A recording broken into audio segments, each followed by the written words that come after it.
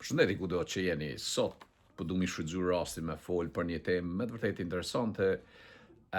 por edhe që na ka prek gjithë, sikur për ka aspekti i vëmendjes, pra vëmendja e unë për këto 2 javë, me njerë mas viti 3 ka qenë pikërisht tek kjo tematik, por në anën tjetër ta kuptojmë më shumë këtë farë sentimentin e këtyre ngjarjeve, sentimentin edhe efektin që kanë me lujt këto në vitet në vazhdim, mendoj unë, për shkak se çfarë do lloj aritmetike dhe kalkulimi që bëhet në aspektin geopolitik. Absolutisht duhet të flasim për geopolitikën, por dua ti mbuloj edhe disa aspekte të tregjeve. Janë të rëndësishme për shkak se këto të gjitha janë duke ndërlidhur me njëra tjetrën dhe është një fazë që po përjetojmë si njerëzim, por edhe si arkitekturë shoqërore e përgjithshme të gjitha ndaj botës, ku ndryshimet janë duke ardhur me një rapiditet, me një shpejtësi të paparë ndonjëherë. Natyrisht, çka është tysja mbrapa kësaj është teknologjia, është sentimenti politik, është nevoja për njerëzit që të ketë ndryshime politike strukturore, por në anën tjetër edhe ndryshime politike shoqërore strukturore për të cilat unë do të flas natyrisht edhe në vitet e ardhshme, por sot dua të fokusohem pikërisht tek aspekti shumë i rëndësishëm që mban këtë farë arkitekturën geopolitike, geoekonomike,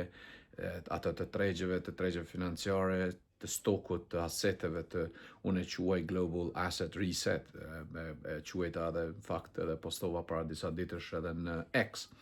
Pra, çka po ndodh është pikërisht tematika e dollarit, dhe tematika e pozicionimit që Shtetet e Bashkuara të Amerikës kanë dhe janë duke ndërmarrë në drejtim të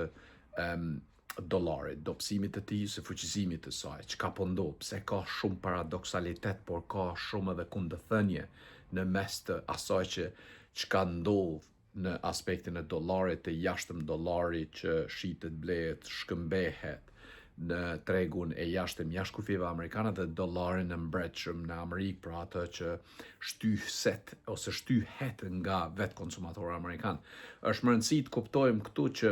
këto dy, si themi, ky binaritet i dollarit është shumë i rëndësishëm. A ka bankrotu dollari me datën 3 janar kur presidenti Trump vendosi që ta heqi me zor, me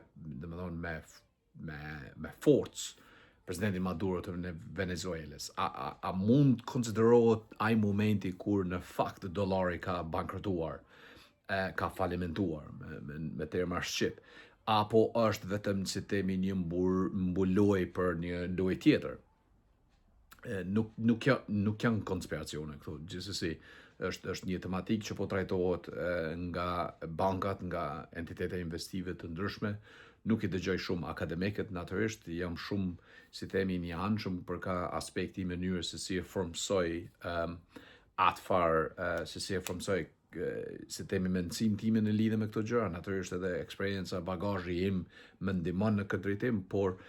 jam shumë i predispozuar që t'i dëgjoj entitetet të cilat kanë skin in the game, pra kanë, si themi, kanë lëkurën e tyre në këtë lojë. Akademikët nuk kanë lëkurë, nuk duhet të kenë lëkurë, nuk do të kenë lëkurë në fakt, për shkak se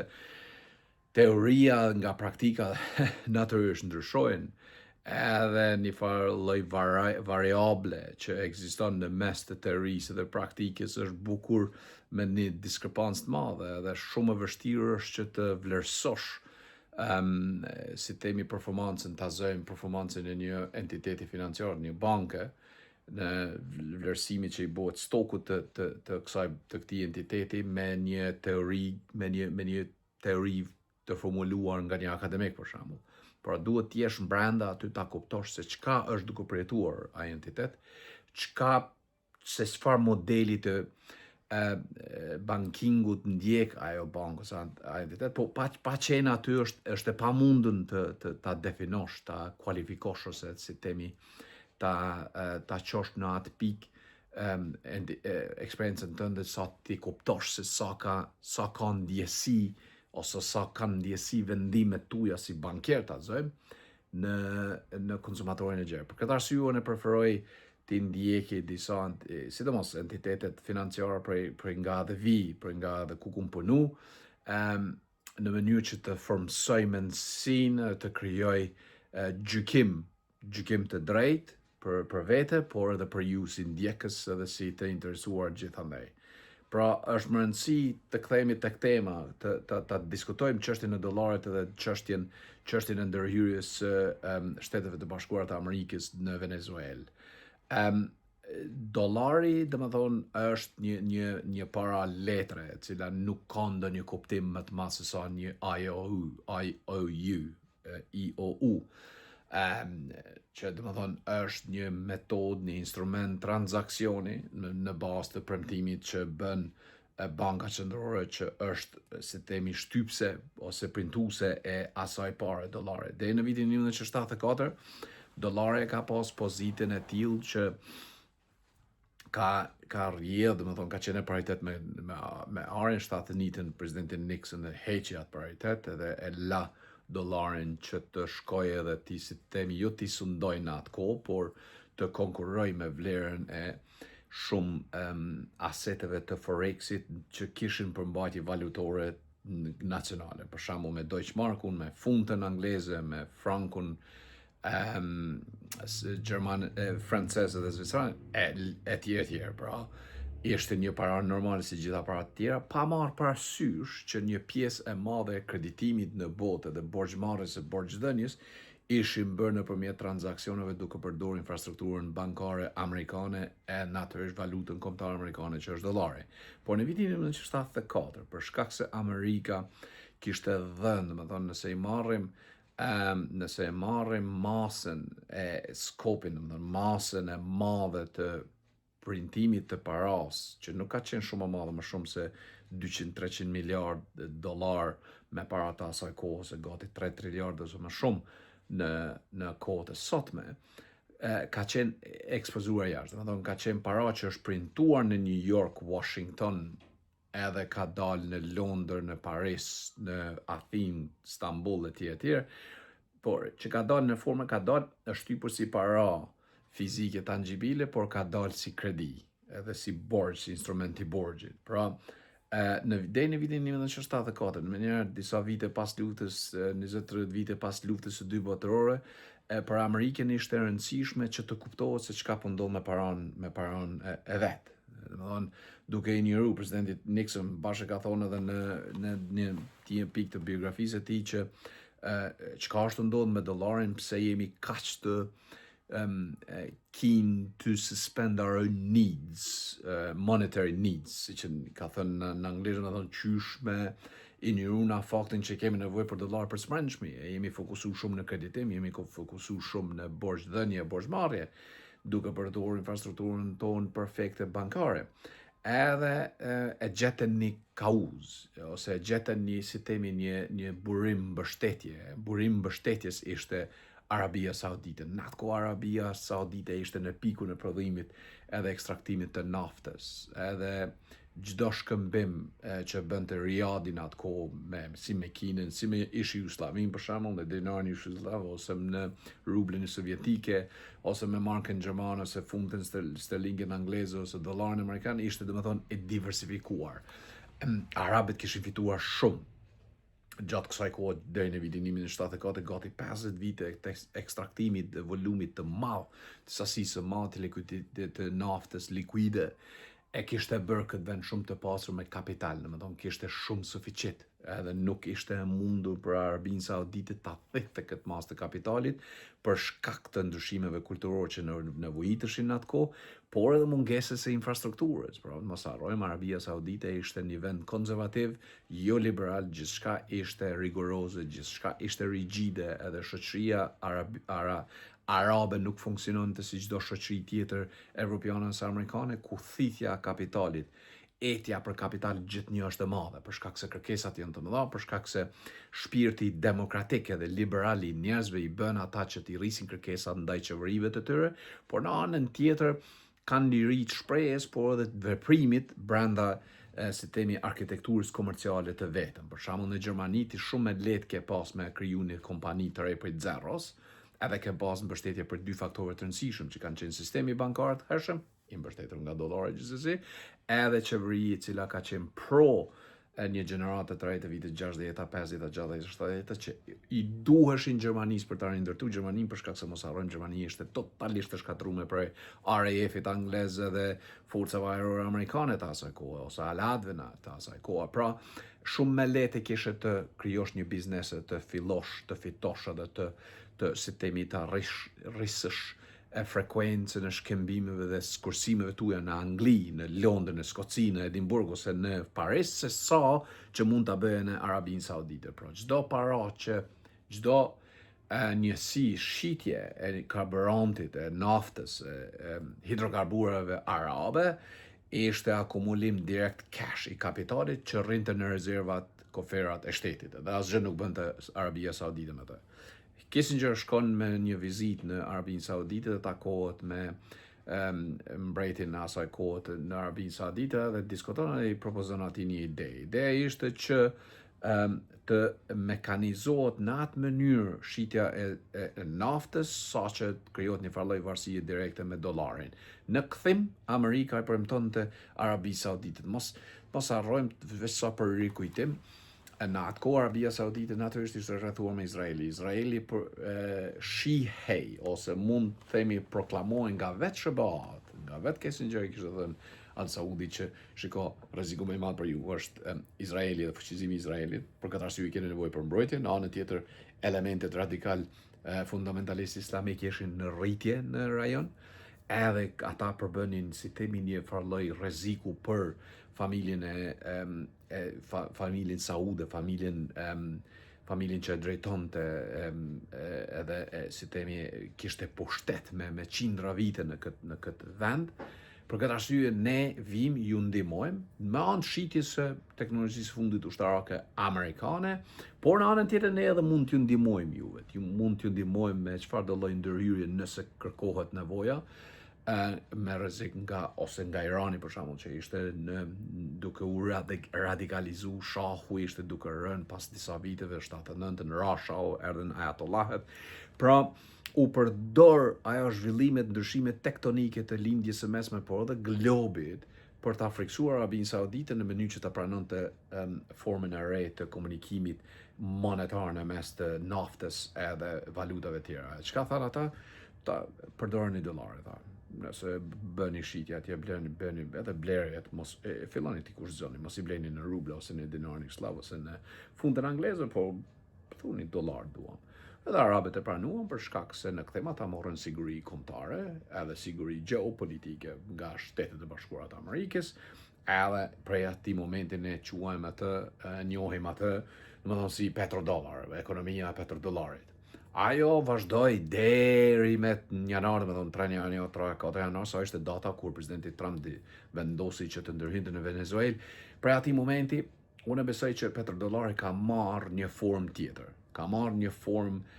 më të theksuar, më konfidente, më radikale, por edhe më efektive, për shkak se mos harrojmë, shpeshherë kam përmend në media sociale edhe në prezentimet e mia në Reels, por gjithandej që Venezuela gjithsesi është fakti I njohur tashmë që është ka rezervat më të mëdha të botës së naftës. Pra, nëse SBA-t shkon në Venezuelë për të marrë naftë, atëherë nuk është pse SBA-ja në fakt nuk ka potenciale të tjera të zhvillimit edhe shfrytëzimit, gjithandej duke përfshirë edhe territorin e vet, sepse ka këtë sistemin e shale gas për shembull. Nxjerrja e gazit likuid nga thellësitë të mëdha të nën tokës amerikane ku bëhen fërkimet e gurve, shkëmbive etj. Pra ka metoda, por ka edhe naftë, ka edhe gaz natyror në Alas që mund përdoret për domethënë ka sasi të mjaftueshme për të ekstraktuar, por është më shtrejt, infrastruktura është pak më e dobët, por në anën tjetër Amerika në mënyrën se si ka funksionu sikurse një fletë financiare një kompanie. Pra, pozicioni I keshit e pozicionive të ardhurave gjithmonë kanë qenë të balancuara, jo në aspekti buxhetor, e kam fjalën ka aspekti bazë I aseteve amerikane. Pra, nëse 50 milion fuqi naftë është prodhuar në një kohë të caktuar, gjithnjë 50 milion tjetër ka qenë pjesë e rezervës. Por rezervat e naftës amerikane gjithnjë janë përdorur edhe për eksport. Sidomos kemi kohën kemi me rishtas ose situatën rrethana më të nxehtë kemi kohën e pandemisë viti 2020-2021, por shumë më nxehtë ishte situata në vitin 2022 kur Putin vendosi ta pushtoj Ukrainën ose tentoi ta pushtoj Ukrainën,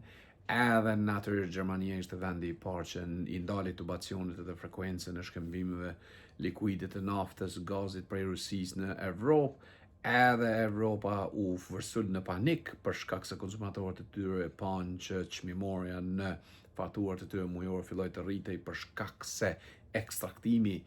i naftës nga tubacionet dhe gazit nga tubacionet ishte reduktuar për 7% dhe çmimorja natyrisht ishin rritur për shkak se kërkesa ishte në dha përderisa oferta ishte shumë më vogël. Amerika dhe eci si themi 2 hapa përpara dhe i ofroi presidenti Biden, i ofroi LNG gas prej domethënë pa limit për Evropën, me një çmimor natyrisht jashtë kontekstit të tregut, me një çmimor shumë të shtrejtë, atë u futën edhe Katari, u futën edhe vendet e lindjes mesme për shkak se panë që nuk kishte ofertë në Evropë, edhe ata shfrytzuan mundësinë edhe kanë bërë parë më të madhe të dy entitetet, si Amerika, po ashtu dhe lindja mesme në tregun evropian. E që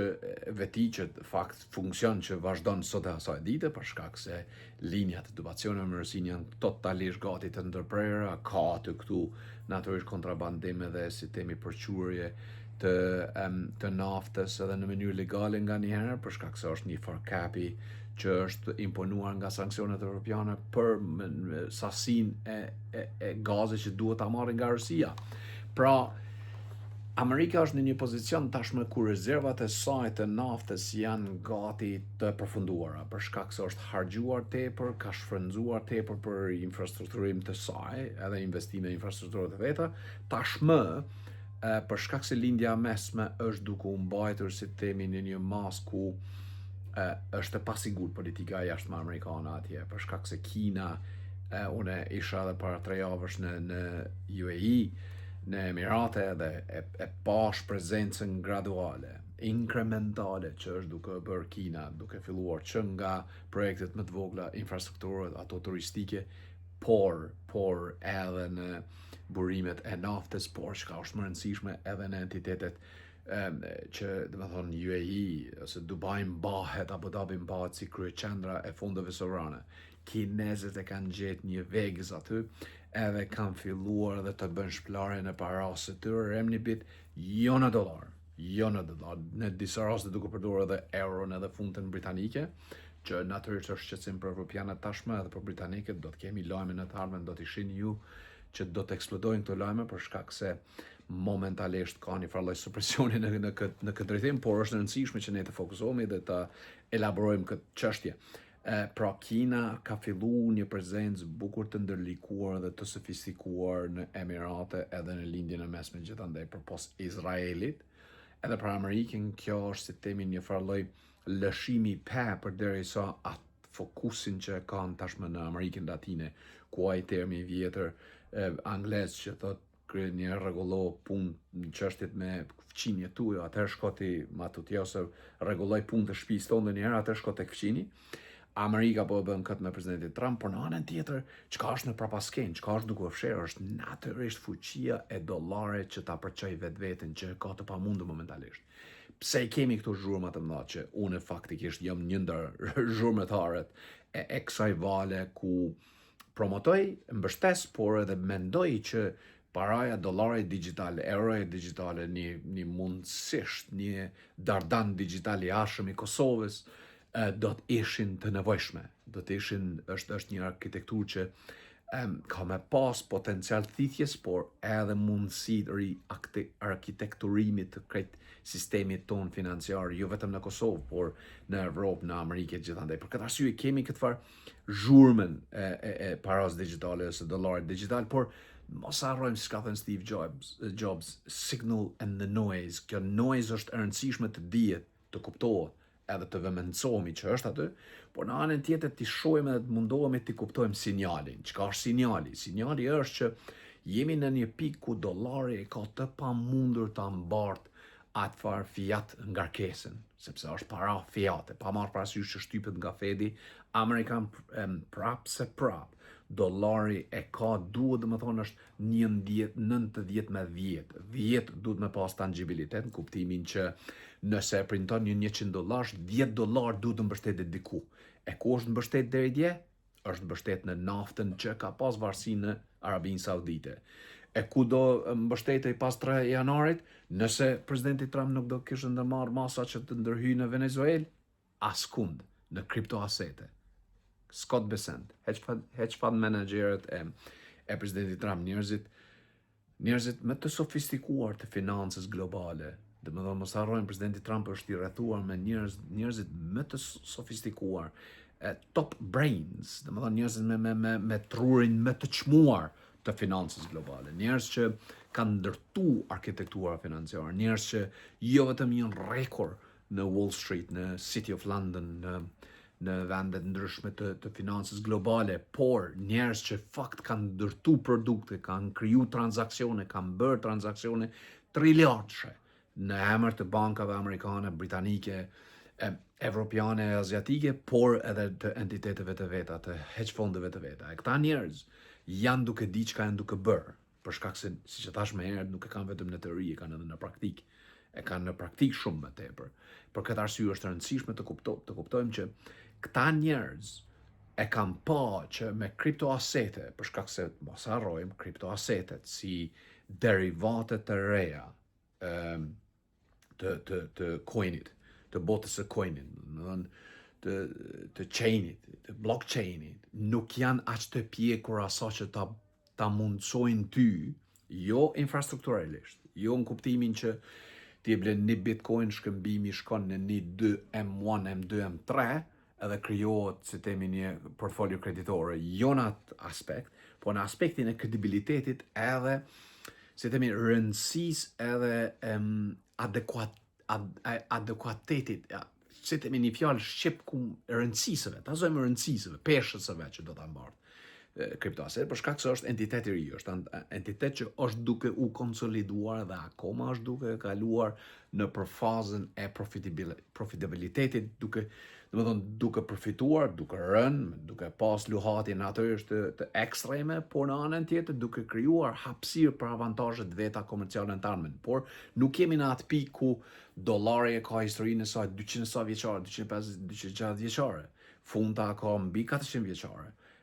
Nuk e ka pra atë historinë e vetë monetare, për shkak se është më tepër një sistem që është alternativ të sistemi monetar, nuk është sistem monetar. Prandaj, për këtë arsye, njerëzit e hedge fondeve, njerëzit që rrethojnë presidentin Trump e kanë këshilluar atë që nëse ne e humbim ndërlidhjen e tangibilitetin me naftën, e kemi humbur me arin në vitin 71, por nëse humbim me naftën, punët do t'i kemi shumë keq. Une e kom shpjegu para 2-3 ditësh kur postova në lidhje me pse jam optimist për naftën edhe për lëshimin e qeshmes ose rubinetave të naftës me një foto të prodhuar nga AI, Venezuela dhe Irani. Nëse shkoni në faqen time do gjeni ose edhe në X, në Instagram, po në Facebook shumicën e kohës. Çka u mundova të demonstroj aty është ta spjegoj këtë farë fenomenin e lëshimit të qeshmes të rubinetave të lira të naftës, sepse kjo do t'i mundsoj Amerikës dy gjëra. E para, do ja mundsoj ritheksimin e rëndësisë e petrodollarit, të sistemit të petrodollarit në tregje, edhe e dyta, kushtëzimi i këtij tregu nga dollari. Pra, do ta shohim në muajt në vazhdim spostimin gati total edhe në parëndësi të jenit kinez, por edhe të euros, edhe të rublës gjithsesi, për shkak se rubla ndër varësinë ka tetë madhe, fundamentalisht të madhe të lidhur në naftë. Edhe kur presidenti Trump ule ka pa që Putin është duke mbajt gjallë ekonominë e tij dhe ekonominë e luftës në bazë të naftës, natyrisht duke pa dhe fletin financiare që Scott Bessent i ka thënë në vesh president, diçka duhet bëjmë, duhet ndoshta të ndërmarrim diçka mbase edhe në terma pakës afër barbarisë. Për presidentin Trump nuk ka qenë kjo shumë nuk ka marrë kohë për ta marrë një vendim të tillë për të ndërhyrë në Venezuelë, për shkak se është shumë e thjeshtë. Matematikisht ka kuptim. që ti ta mbështesësh dollarin tonë, valutën tënde në tregun global, por edhe në tangibilitetin edhe operacionalitetin e përditshëm të saj, pra në cash machines edhe në bankomatat e Kosovës, në bankomatat e Zvicrës ose Kandaharit ose të Izraelit ose diku tjetër, është më rëndësi që ti ta përqosh, ti jesh në gjendje që ta mbash këtë infrastrukturë edhe ta pajisësh ekonominë globale me dollar, me likuiditet në valutën tënde që është dollari. Po tregtar në botë, gjithandej. A është tregtar në Afrikën e Jugut, a është tregtar në Island, a është një tregtar në Kinë apo në Indi. Ai ose ajo nuk ndërmerr kontrat, pune, as nuk krijon vlera tregtare, komerciale të vetat, edhe për rrethin, edhe për konsumatorin e tij, saj, pa e pas një farloj si temi sigurie të keshit. Siguria keshit në rupin indiane buron nga stabiliteti i dollarit kur është në luft ose kur konkuron me jenin ose jenin japonez ose rublin ose renminbin ose çfarë do lloj para tjetër. Për këtë arsye dollari është e para që del para syve të çdo tregtare, kudo që në çfarë do lloj vendit të botës, dollari është ai parametri që ta ma ty si temi ta krijon mundësin ti me operu me biznesin tënd, me çfarë do lloj, ti mund t'jesh vendor ose t'jesh si temi t'shesesh në trafika ose t'shesesh në vende në një pazar ose diku, pa marrë parasysh ku je, ti do operosh brenda një sistemi, një arkitekture që është mbështetur nga dollari. Kohëve të fundit e kemi vërejt që dollari ka filluar të dobësohej. Edhe kjo natyrisht që ishte pozicion taktik i administratës presidentit Trump, edhe mos harro, unë kam vërejtur në fakt që tendenca presidentit Trump për ta mbajtur dollarin të dobët për 2 vjet nuk është duke ndodhur për shkak se brenda 8 muajve ka filluar të panikoset. Edhe Scott Bessent i tha, zotë president, duhet të bëjmë diçka në këtë drejtim për shkak se dollari po na dobësohet shumë. Okej, në rregull. Ti tash si Amerikan, si presidenti i Amerikës, po ndihmon biznesin edhe si temi industrinë tënde prodhuese me anë të çlirimit të dyzginave të biznesit tuaj, prodhimtarisë tuaj, reindustrializimit tuaj, për shkak se tashmë ki si biznesmen, si ndërmarrës, si prodhues amerikan, shumë më lirë me shit produktin tonë për shkak se parën që e pranon prej belgjikasve ose italianëve ose shqiptarëve është shumë më lirë ta shkëmbejnë, domethënë lekun me dollarin ose euro me dollarin ose funte me dollarin. Por në anën tjetër është edhe ajo layer, the additional layer of dislocation që njive, domethënë një sipërfaqe tjetër në forex që në fakt i mban bazamentet e dollarit të fuqishëm, e që është frekuenca e shkëmbimeve të dollarit hipotetik edhe dollarit tangibil. Pra, një tregtar në Sydney, ose një entitet komercial në Sydney, kur komunikon me bankën e tij të saj, pikërisht në Sydney, për të marrë një kredi, një portfolio kreditor, ajo bankë komunikon me bankën qendrore të Australisë. Banka qendrore e Australisë komunikon me bankën simotër qendrore të Evropës. Banka simotër qendrore e Evropës komunikon me bankën qendrore angleze, BCA-ja, atëherë të gjitha komunikojnë së bashku me Fedin Amerikan. Fedi edhe gjitha këto banka qendrore amerikane komunikojnë me BIS-in, the Basel BSI, Bank for International Settlement, BIS, më falë, Bank for International Settlement, që është në Basel, që është nëna e bankave qendrore që përcakton politikat, kam folur në mduket në një paraqitje YouTube, po mund ta gjurmoni me tutje, të hulumtoni me tutje për këtë entitet që është shumë i rëndësishëm, misterios, por shumë i rëndësishëm. Edhe tashti për më marr ai biznesmen, ai ndërmarrëse në Australi atë likuiditet, atë portfolio që ka nevojë për ta zhvilluar biznesin e tij të saj, ndodh ky komunikimi. Ky komunikim domethënë e shihni se çfarë ndërvarësie ka. Nuk mundet Evropa me sign off diçka, Banka Qendrore e Evropës ose Banka Qendrore angleze me sign off, me nënshkruar diçka, me firmos diçka që merr garancione për një pjesë të credit portfolios atij zotnis ose zojes atje në Sydney. Nuk e bënin ata. Jo pa marrë miratimin e Fedit amerikan, për shkak se Fedi amerikan akoma mban portfolien, mbeshën më të madhe të portfolios kreditore edhe të borxheve, jo në instrumente si bono, fletat financiare etj, po kam fjalën për garanci që i ka marrë këto vende kur janë shkatruar pas luftës botërore nga Fedi dhe nga dollari, që gjithnjë do të kenë një masë të madhe të pajisjes me dollar në sistemin e tyre bankar. Nëse Anglia thotë po unë ja siguroj atij ose asaj në Sydney atë Fedi thotë ka dalë se unë në librat mia nuk e kam kështu. Edhe bllokohet. Pra është një ndërveshmëri që ditëve të fundit, sidomos to 3 muajt e fundit, nëse keni vesh shtator, tetor, nëntor, dhjetor pak më ashtu, ka qenë bukur frikë e madhe për vetë dollarin, për vetë arkitekturën e dollarit që është duke zhvlerësuar më të madhe. Edhe i patëm disa ringritje, unë kam dalë edhe me reels, se kam gati për ditë, ju kam përditësuar në lidhje me këtë farë sjellje të dollarit, sjellje kognitive të dollarit, në fakt ishte sjellje më shumë komerciale, tregtare, oportuniste e administratës së presidentit Trump, sepse është dashur të shkohet të butoni aty dhe të bëhet diçka në mënyrë që të jepet perceptimi që dollari nuk është duke zhvlerësuar aq shumë sa që ju po e bëni të madhe, por në fakt ishte.